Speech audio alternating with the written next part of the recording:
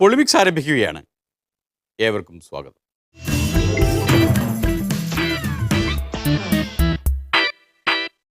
അങ്ങനെ രാജ്യത്തോടൊപ്പം രാജ്യസ്നേഹികളായ എല്ലാവരോടുമൊപ്പം പൊളിമിക്സും റിപ്പബ്ലിക് ദിനം ആഘോഷിക്കുകയാണ്. പതാക ഉയർത്തുന്നത് പരമ്പരാഗതമായി അത് ചെയ്തു പരിചയമുള്ള ഒരാളാണ്.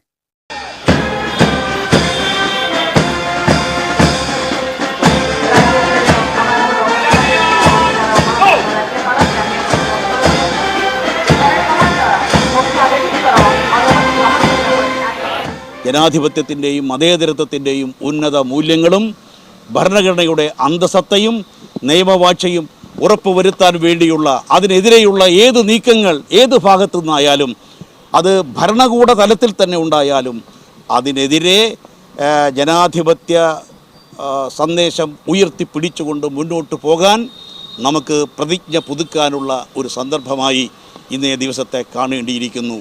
എല്ലാവർക്കും കേരള പ്രദേശ് കോൺഗ്രസ് കമ്മിറ്റിയുടെ ഹൃദയം നിറഞ്ഞ റിപ്പബ്ലിക് ദിന ആശംസകൾ നേരുന്നു. ജയ് ഹിന്ദ്. സുധീരൻജിക്കും പാർട്ടിക്കും ഇതൊക്കെ നല്ല ശീലമാണല്ലോ. എന്നാൽ ഇതൊന്നും പതിവാക്കിയിട്ടില്ലാത്ത ചിലരും ഇത്തവണ പതിവ് തെറ്റിച്ച് പാർട്ടി ഓഫീസിൽ പതാകാവന്ദനം നടത്തിക്കൊണ്ട് റിപ്പബ്ലിക് ദിനം ആഘോഷിച്ചതാണ് പൊളിമിക്സിനെ പ്രചോദിപ്പിച്ചത്.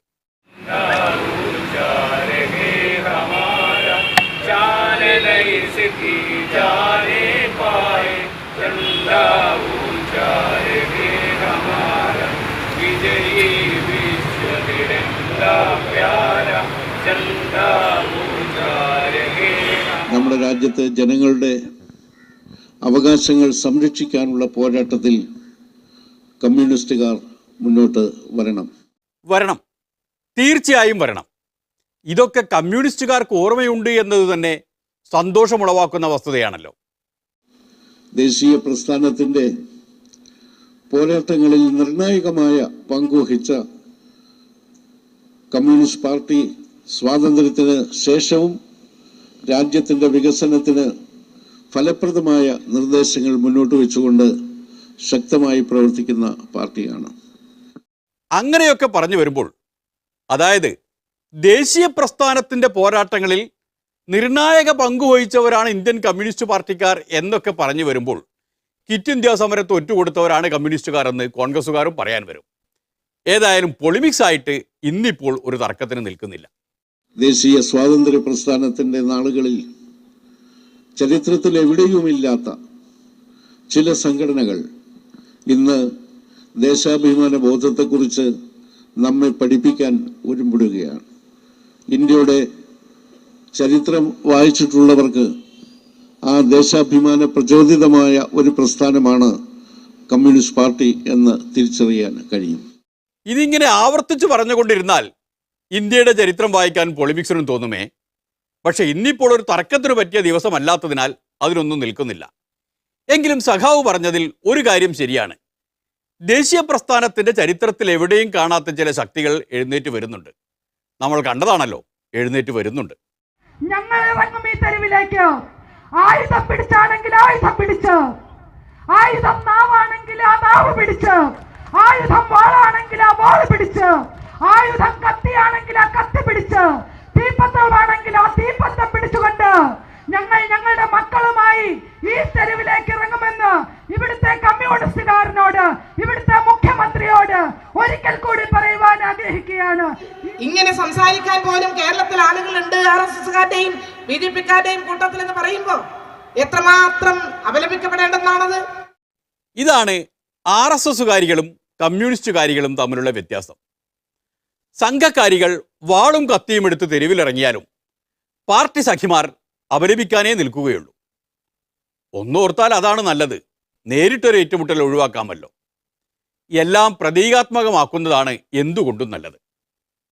ഈ രാജ്യത്ത് ലോകം മുഴുവൻ കാണത്തക്ക വിധത്തിൽ ഇന്ത്യയുടെ പ്രധാനമന്ത്രി ഈ രാജ്യത്തിലെ ജനങ്ങളുടെ പ്രധാനമന്ത്രിയായിട്ടല്ല, മറിച്ച് ഇന്ത്യക്കകത്തെ ജനങ്ങളെ ദ്രോഹിക്കുന്ന ഒരു പ്രധാനമന്ത്രി എന്നുള്ള നിലയിൽ പ്രധാനമന്ത്രി ചോദ്യം ചെയ്യപ്പെടണം, പ്രധാനമന്ത്രി വിചാരണ ചെയ്യപ്പെടണം.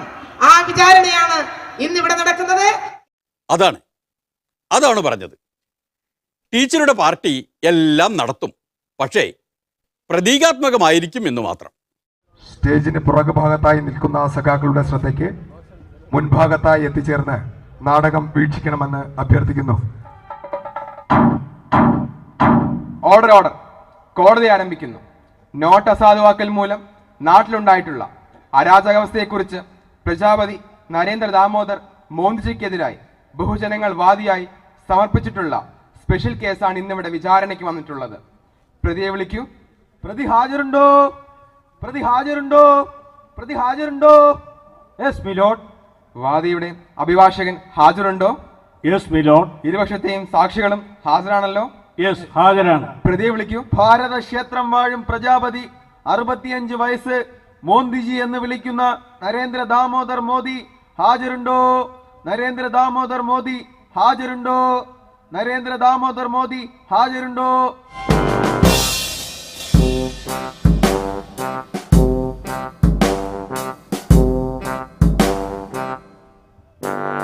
ദൈവം സാക്ഷിയായി സത്യം ബോധിപ്പിച്ചുകൊള്ളാം. ദൈവം സാക്ഷിയായി സത്യം ബോധിപ്പിച്ചുകൊള്ളാം. ഇന്ന് അപൂർവങ്ങളിൽ അപൂർവമായ ഈ കേസിലെ കുറ്റപത്രം സമർപ്പിക്കുകയാണ്. 132 കോടി നിരപരാധികളായ ജനങ്ങളെ സാമ്പത്തിക ബന്ദികളാക്കിയ ക്രൂരമായ 2016 നവംബർ 8 അർദ്ധരാത്രിയിലെ പ്രഖ്യാപനത്തിലൂടെ മോദിജി എന്ന് വിളിക്കുന്ന നരേന്ദ്ര ദാമോദർ മോദി നിലവിലുള്ള ഭരണഘടനയെയും നീതിന്യായ ചട്ടങ്ങളെയും കീഴ്വഴക്കങ്ങളെയും വെല്ലുവിളിക്കുകയും സാധാരണ ജനങ്ങളുടെ സ്വാതന്ത്ര്യവും മൗലിക അവകാശങ്ങളും നിഷേധിക്കുകയും ചെയ്തിരിക്കുന്നു. മിസ്റ്റർ പ്രജാപതി, താങ്കൾ ഈ കുറ്റപത്രം വായിച്ചത് കേട്ടുവല്ലോ. താങ്കളുടെ മേൽ ആരോപിക്കപ്പെട്ടിട്ടുള്ള കുറ്റങ്ങൾ സംബന്ധിച്ച് താങ്കൾക്ക് എന്താണ് ബോധിപ്പിക്കാനുള്ളത്? മിലോഡ്, കുറ്റപത്രം വായിച്ചു കേട്ടു. ഇതിലെ ആരോപണങ്ങളെല്ലാം ഞാൻ നിഷേധിക്കുന്നു. കുറ്റപത്രവുമായി ബന്ധപ്പെട്ട് വാദിഭാഗം വക്കീലിന് എന്തെങ്കിലും ബോധിപ്പിക്കാനുണ്ടോ? യുവർ ഓണർ, പ്രജാപതിയോട് ചില ചോദ്യങ്ങൾ ചോദിക്കാൻ ദയവായി എനിക്ക് അനുവാദം നൽകണം. മോദിജി തെരഞ്ഞെടുപ്പിന് മുമ്പ് അങ്ങ് പറഞ്ഞ ആ മഹാകാര്യം ആരും പറഞ്ഞിട്ടില്ല.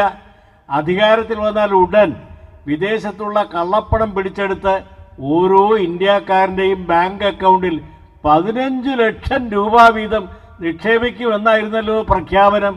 എന്നിട്ട് എന്തുണ്ടായി എന്ന് നാം കണ്ടതല്ലേ. ഒരു ചില്ലി പൈസ താങ്കൾ വിദേശത്തുനിന്ന് പിടിച്ചെടുത്തോ? ആ പദ്ധതി നാം ഇപ്പോഴും ഉപേക്ഷിച്ചിട്ടില്ല. I object your owner.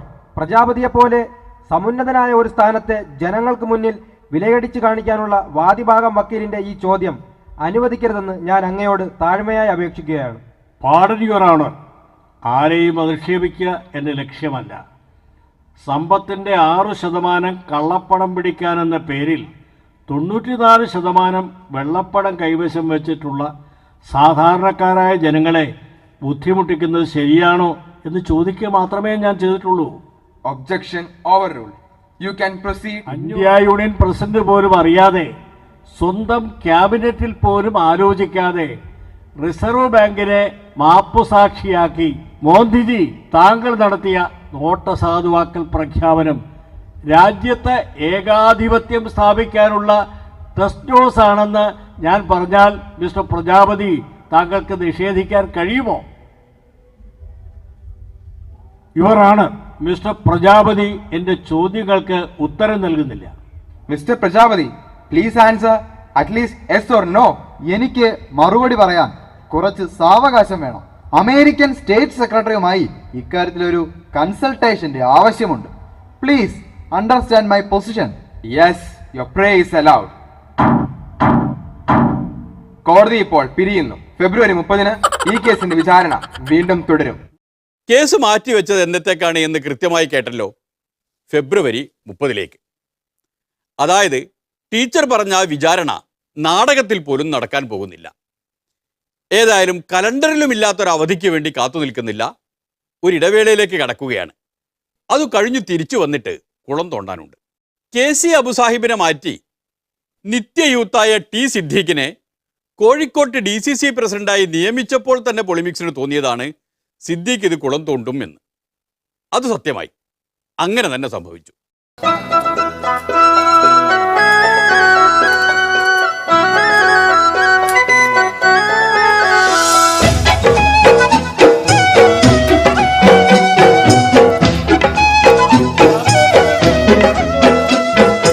ചാക്ക്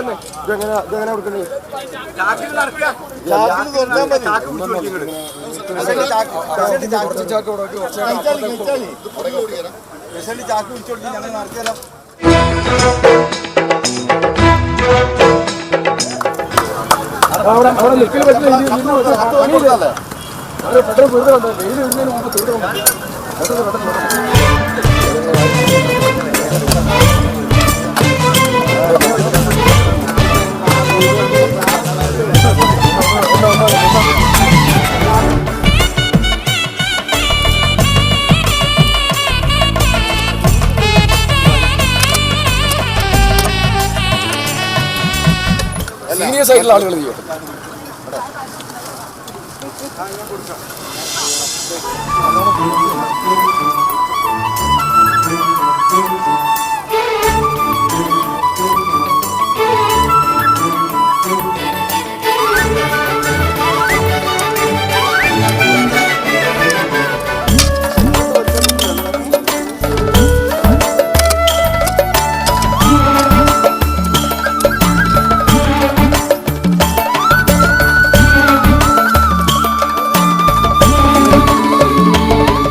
കണ്ടില്ലേ?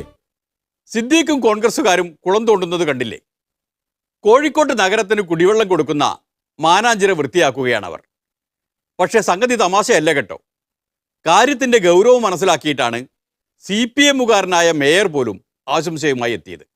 ഈ സൽപ്രവൃത്തിക്ക് ഊർജം പകരുന്ന കോഴിക്കോടിന്റെ പ്രിയപ്പെട്ട നഗരപിതാവ്, നമ്മുടെ എല്ലാം പ്രിയപ്പെട്ട ഈ നഗരത്തിന്റെ എല്ലാ മേഖലകളിലും ആവേശകരമായിട്ടുള്ള സാന്നിധ്യമായിട്ടുള്ള കോഴിക്കോട് കോർപ്പറേഷന്റെ പ്രിയപ്പെട്ട മേയർ ശ്രീ തോട്ടത്തിൽ രവീന്ദ്രൻ അവർകൾ ഈ പരിപാടിക്ക് ആശംസകൾ അർപ്പിച്ചുകൊണ്ട് സംസാരിക്കുന്നു.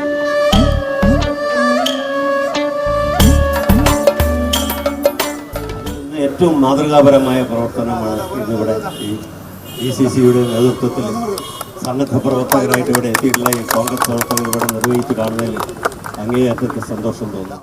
സന്തോഷം മാത്രമല്ല, മേയർ സഖാവ് ചില സത്യങ്ങളും പറഞ്ഞു. ആത്മവിമർശനം പോലുള്ള സത്യങ്ങൾ. സാമൂതിരി രാജാക്കന്മാരുടെ ഒരു ദീർഘവീക്ഷണം സത്യത്തിൽ ഇന്നത്തെ നമുക്ക് പോലും ഉണ്ടോ എന്ന് പലപ്പോഴും തോന്നിപ്പോകും. 1575 ഈ കുളം നിർമ്മിച്ചിട്ടുള്ളത്. ഈ രാജ്യത്ത് അന്ന് ആർക്കെങ്കിലും വെള്ളത്തിന് പ്രശ്നമുണ്ടോ എന്ന് ആലോചിച്ച് നോക്ക്. എത്ര മുൻകൂട്ടി കണ്ടിരിക്കുന്നു എന്നെങ്കിലും ഇതിനാവശ്യം വരും എന്നുള്ള നിരവധി കോഴിക്കോട്ടെ ശുദ്ധജലത്തിൻ്റെ ആവശ്യകത പല അവസരങ്ങളിലും പരിഹരിക്കപ്പെട്ടിരുന്നത് ഈ ഒരു ചിറ കൊണ്ടാണെന്ന് നമ്മൾ മറക്കാൻ വേണ്ടി പാടില്ല. അത്രയും കാഴ്ചപ്പാടുണ്ടായിരുന്നു അന്നത്തെ ഭരണാധികാരികൾക്കെന്ന് നമ്മൾ മനസ്സിലാക്കേണ്ടത്. അത് വേണ്ട വിധത്തിൽ പരിപാലിക്കാൻ പോലും പലപ്പോഴും നമുക്ക് കഴിയാതെ പോകുന്നു എന്നുള്ളതാണ്. ഇതെല്ലാം ഓർക്കാൻ ചില ചടങ്ങുകളും ചില ദിനാചരണങ്ങളും നിമിത്തമാകുമെന്നതാണ് ഇതിനെല്ലാം ഇടയിലുള്ള സന്തോഷം. രാഷ്ട്രീയ ഭേദമില്ലാത്ത സന്തോഷം. രാഷ്ട്രീയ അഭിപ്രായ വ്യത്യാസമോ ഒന്നും കണക്കിലെടുക്കാതെ നമ്മൾ ഒറ്റക്കെട്ടായി നിന്നുകൊണ്ട് നമ്മുടെ രാഷ്ട്ര പുരോഗതിക്ക് വേണ്ടിയിട്ടുള്ള ഒന്നിച്ചുള്ള പ്രവർത്തനമാണ് നമ്മൾ നടത്തേണ്ടത്. ഈ ചടങ്ങിൽ നമ്മുടെ ഇന്നത്തെ മുഖ്യ അതിഥിയായിട്ടുള്ള നമ്മുടെ MM ഹസൻ സാഹിബ് കൂടെ എത്തിയിട്ടുണ്ട്. ഞാൻ ഒരിക്കൽ കൂടി നിങ്ങളെയൊക്കെ അഭിനന്ദിച്ചുകൊണ്ട് അദ്ദേഹത്തിന്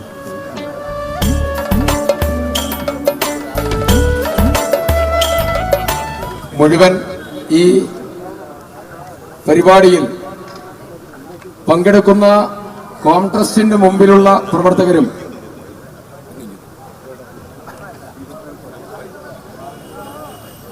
മുഴുവൻ ആളുകളും നമ്മുടെ ജലപ്രതിജ്ഞയിലേക്ക് പോകുകയാണ്. എത്ര കടുത്ത വെയിലാണെങ്കിലും കോൺഗ്രസിന്റെ തൊപ്പി തലയിൽ വെക്കില്ല എന്ന് വ്യക്തമാക്കിക്കൊണ്ട് മേയർ സ്ഥലം വിട്ടു. കോൺഗ്രസുകാർ കർമ്മത്തിലേക്ക് നീങ്ങി. കൈക്കുമ്പിളിൽ വെള്ളമെടുത്ത് നമ്മുടെ ജലപ്രതിജ്ഞയാണ്. അതുകൊണ്ട് നിർബന്ധമായും ഈ കൈ പിടിക്കാനുള്ള അകലമുണ്ടാകണം. കൂട്ടം കൂട്ടമായി നിൽക്കാൻ പാടില്ല. ഒരു കാരണവശാലും കുളത്തിൽ കൈ മുക്കാൻ പാടില്ല, കുളത്തിൽ തൊടാൻ പാടില്ല, കുളത്തിൽ കാല് വെക്കാൻ പാടില്ല. കുളം അമൃതമായിട്ടുള്ള വെള്ളമാണ്. അത് മലിനപ്പെടുത്താൻ അനുവദിക്കുന്ന പ്രശ്നമില്ല.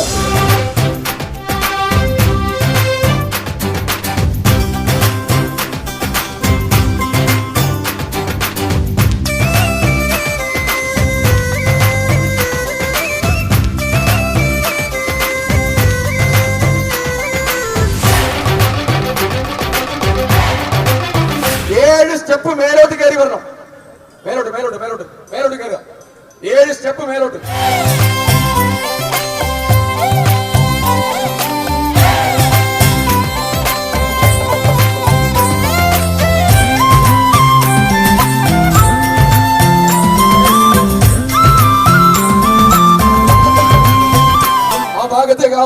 ചോദിച്ചോട്ടെ.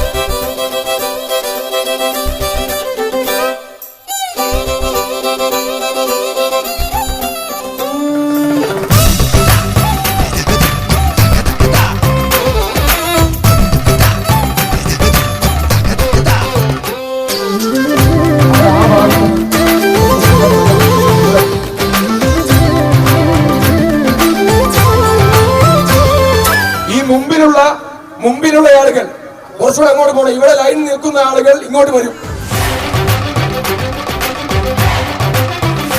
നമ്മൾ പ്രതിജ്ഞയാണ്. അവിടെ കോൺഗ്രസിന്റെ മുമ്പിലുള്ള ആളുകൾ പ്രതിജ്ഞയിലേക്ക് വരണം. പ്രതിജ്ഞ ചൊല്ലുന്നു. ജലം ജീവനാണ്, ജീവധാരയാണ്. ജലമില്ലാതായാൽ ഈ ഭൂമിയിൽ ജീവന്റെ കണം ബാക്കിയുണ്ടാവുകയില്ല.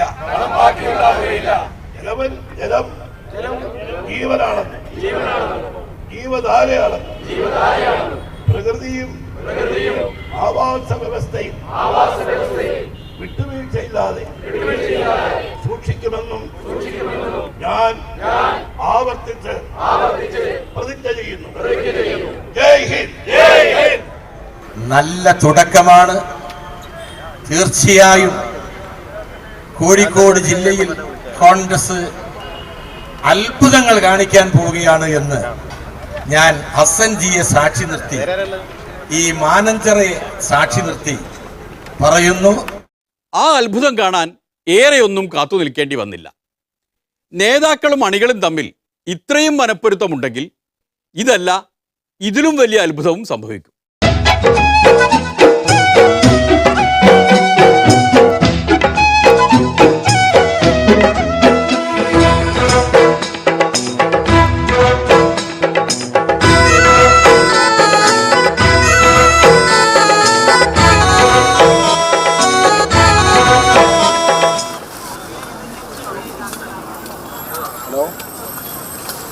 അവിടെ ആ ഒരു സുഹൃത്ത് മൊബൈൽ സംസാരിക്കുന്നുണ്ട്. ദയവായി അതിന് താങ്കൾ തന്നെ ആ മൊബൈൽ നിർത്തുക.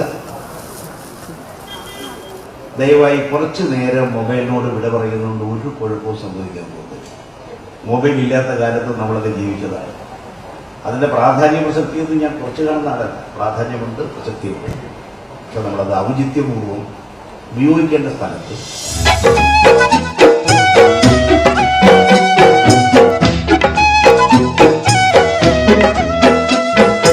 ചിലരുണ്ട് നേരെ മൊബൈൽ ഫോൺ വന്ന് നമ്മുടെ മുമ്പിൽ കൂടെ പോവുകയാണ്. നമ്മൾ ഗൗരവമുള്ള വിഷയം പറഞ്ഞുകൊണ്ടിരിക്കുകയായി. അവരുടെ ശ്രദ്ധ മുഴുവൻ, ജീവൻ മുഴുവൻ മൊബൈലിലാണ്. അപ്പൊ അതുകൊണ്ട് അതിന്റെ പ്രാധാന്യം ഞാൻ കുറച്ച് കാണുന്നില്ല. ഞാനും മൊബൈൽ ഉപയോഗിക്കുന്ന ആളാണ്. പക്ഷെ യോഗ സ്ഥലത്ത് വരുമ്പോൾ അത് അദ്ദേഹം പിന്നെ സംസാരിച്ചുകൊണ്ടിരിക്കുകയാണ്.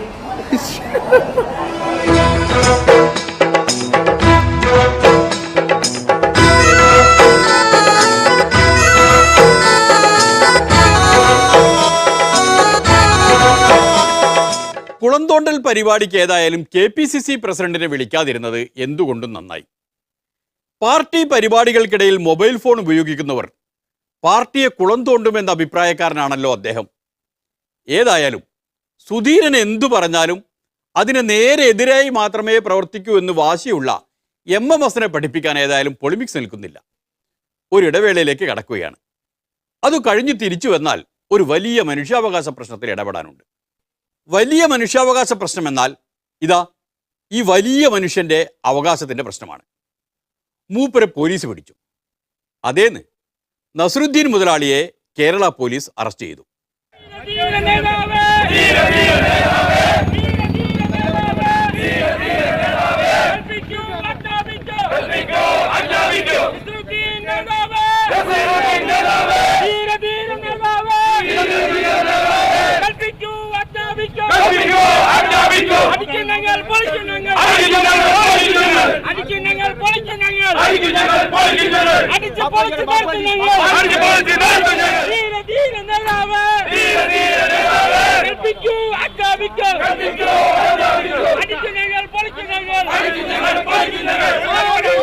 ആരെങ്കിലും ഊരാഴ്ച പണിയെടുത്താൽ പോലീസുകാര് തെമ്മാടികളായിട്ടുള്ള ചതിയന്മാരായിട്ടുള്ള ഈ ജമ്മിമാർക്ക് കാവൽ നിൽക്കുന്നവരായി അവതരിച്ചിരിക്കുകയാണ്. അതിൽ പ്രതിഷേധിച്ചുകൊണ്ട് ഞങ്ങളുടെ സംസ്ഥാന പ്രസിഡന്റ് അറസ്റ്റ് ചെയ്തതിൽ പ്രതിഷേധിച്ചുകൊണ്ട് വ്യാപാരി ഹർത്താൽ പ്രഖ്യാപിച്ചിരിക്കുകയാണ് കോഴിക്കോട് ജില്ലയിൽ.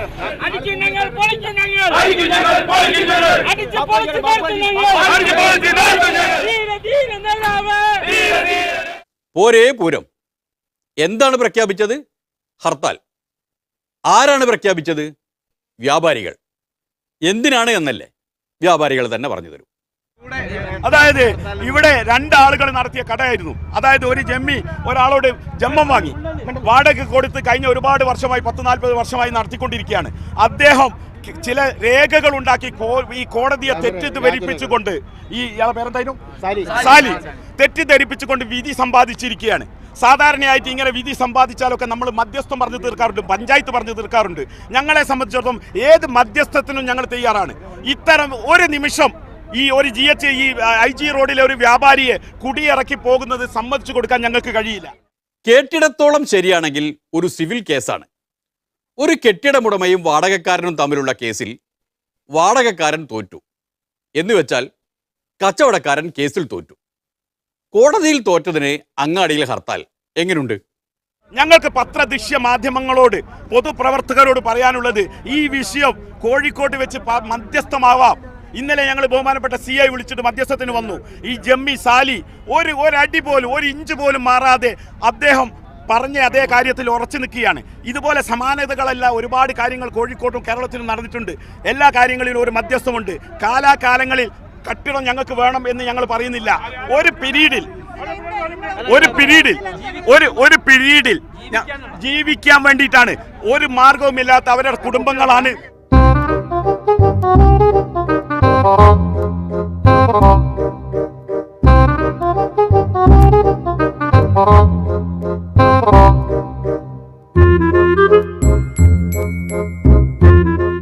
അപ്പോൾ അതാണ് സംഗതി. തോറ്റ കേസിൽ മധ്യസ്ഥം പറയിക്കാനാണ് ഈ സമ്മർദ്ദം. അങ്ങനെയാണെങ്കിൽ എന്താ നിങ്ങളുടെ പരിപാടി? ഇപ്പൊ ഞങ്ങൾ വന്നിട്ടുള്ളത് അനിശ്ചിതകാല നിരാഹാരം. അതിനുശേഷം ഞങ്ങളുടെ പ്രസിഡന്റിനെ അറസ്റ്റ് ചെയ്ത് പ്രതിഷേധിച്ചുകൊണ്ട് ഹർത്താലാണ് കോഴിക്കോട്. ഇപ്പം മുതൽ ഹർത്താൽ, അതായത് നിന്ന നിൽപ്പിൽ ഹർത്താൽ. ഞങ്ങളുടെ പ്രസിഡന്റിനെ അറസ്റ്റ് ചെയ്തത് അന്യായമാണ്. ന്യായമായിട്ടുള്ള ഒരു കാര്യത്തിന് വേണ്ടിയിട്ടുള്ള പ്രസിഡന്റിനെ പോലീസിനെ ഉപയോഗിച്ചുകൊണ്ട് അറസ്റ്റ് ചെയ്തിരിക്കുന്നു. ഇന്ന് ഞങ്ങൾ ഫുള്ളായിട്ട് ഹർത്താലാ. തുടർന്ന് ദിവസങ്ങളിൽ ഇന്ന് വൈകുന്നേരം യോഗം കൂടിയിട്ട് കേരളത്തിൽ എന്ത് ചെയ്യണമെന്ന് ആലോചിക്കും.